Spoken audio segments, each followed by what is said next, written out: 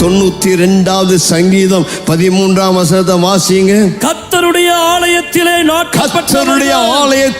நாட்டப்பட்டவர்கள் எங்கள் தேவனுடைய பிரகாரங்களில் செழித்திருப்பார்கள்.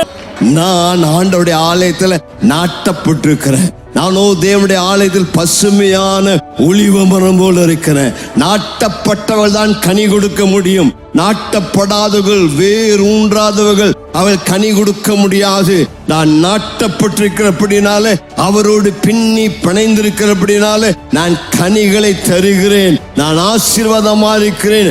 யாக்கோபே, நீ வேரூன்றுவாய், நீ பூத்து கொழுங்குவாய், நீ பூமியெல்லாம் நிரப்புவாய், நீ படருவாய். அதுதான் தேவனுடைய வார்த்தை. ஏதாவது ஒரு விதத்தில் நான் இயேசுவை நேசிக்கிறேன் என்பதற்கு அடையாளமாக என்னை அவருடைய சேவைக்காக அர்ப்பணிக்கிறேன். கர்த்தருக்கு மகிமை உண்டாவதாக.